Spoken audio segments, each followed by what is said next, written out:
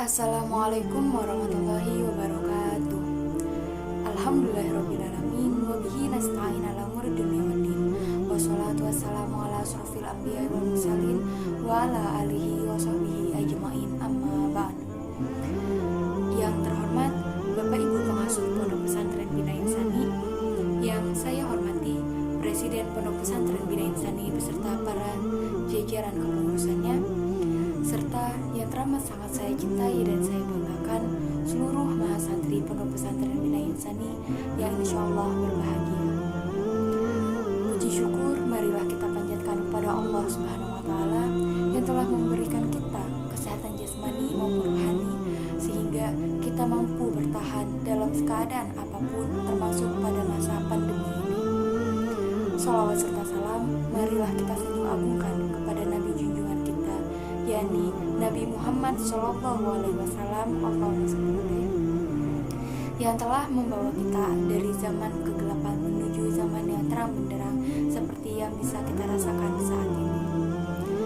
Pada kesempatan kali ini, saya akan menyampaikan suatu kultum yang berjudulkan "Kamu berharga di tempat yang tepat".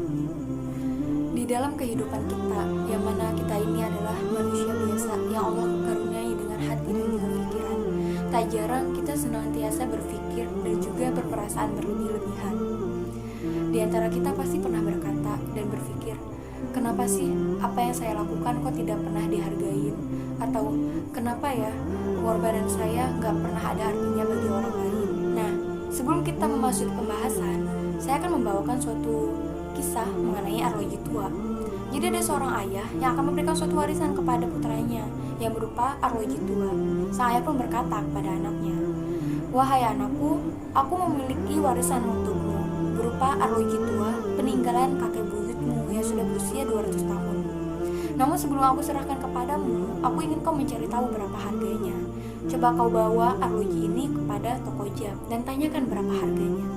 Lalu sang anak pun pergi ke toko jam tersebut dan menanyakan berapa harganya.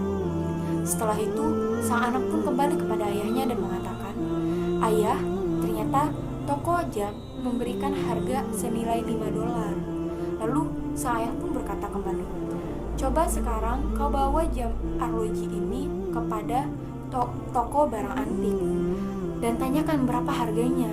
Lalu sang anak pun pergi ke toko barang antik dan menanyakan kembali harganya. Setelah itu, sang anak pun berkata kepada ayahnya, "Wahai ayah, ternyata di toko barang antik jam ini seharga $5.000. Lalu sang ayah pun kembali berkata kepada sang anak, "Sekarang coba kau bawa arloji tua ini kepada museum dan tanyakan pada mereka berapa harganya karena kau akan menjualnya." Lalu sang anak ini pun pergi ke museum dan menanyakan berapa harganya. Setelah itu ia kembali kepada sang ayah dan berkata, "Ayah, ternyata mereka mendatangkan seorang pakar dan mereka memberikan harga arloji ini senilai $1 juta." Lantas sang ayah pun berkata kepada sang anak, "Nak, aku sedang mengajarimu bahwasanya kamu hanya akan dihargai dengan benar ketika kamu berada di lingkungan yang tepat. Maka janganlah kamu tinggal di tempat yang salah, lantas kamu akan marah-marah ketika mereka tidak mau menghargaimu. Karena mereka yang memahamimu, mereka yang mengetahui nilaimu, pasti mereka akan menghargaimu dengan benar." Nah, dari kisah ini dapat kita pahami bahwasanya manusia memiliki pemahaman yang berbeda-beda terhadap kita. Pemahaman ini juga didasari dengan apa yang kita beri, apa yang kita tunjukkan kepada mereka. Namun, ketika kita telah melakukan suatu hal yang benar, lurus dan juga baik, dan tak kunjung mendapatkan apresiasi yang tepat, maka cukuplah kita terus melaksanakan kebaikan tanpa harus mengharapkan pujian ataupun penghargaan. Namun, kita juga tidak perlu memaksakan diri untuk orang lain menghargai kita, karena mereka yang mengetahui kita, mereka yang memahami nilai kita, maka mereka akan lebih menghargai kita. Akan lebih baik bagi kita untuk mencari lingkungan yang sesuai dengan kita, yang tepat untuk kita, untuk bergaul. Janganlah kita bergaul kepada mereka yang sama sekali tidak menghargai kita. Namun, hal ini juga bukan berarti kita harus memaksa orang lain untuk menghargai kita. Karena Allah Subhanahu wa taala pun telah berfirman pada Quran surah Yusuf ayat 90 yang artinya, maka sesungguhnya Allah tidak akan menyia-nyiakan pahala orang-orang yang telah berbuat baik. Quran surah Yusuf ayat 90. Nah, dari ayat ini perlu kita pahami bahwasanya ketika kita memang mengharapkan penghargaan dari orang lain, maka perlulah kita mencari lingkungan yang tepat bagi kita, lingkungan yang mana terdapat orang-orang yang mau menerima kita dan memahami kita, sehingga mereka pun mampu memberikan suatu penilaian yang tepat kepada kita.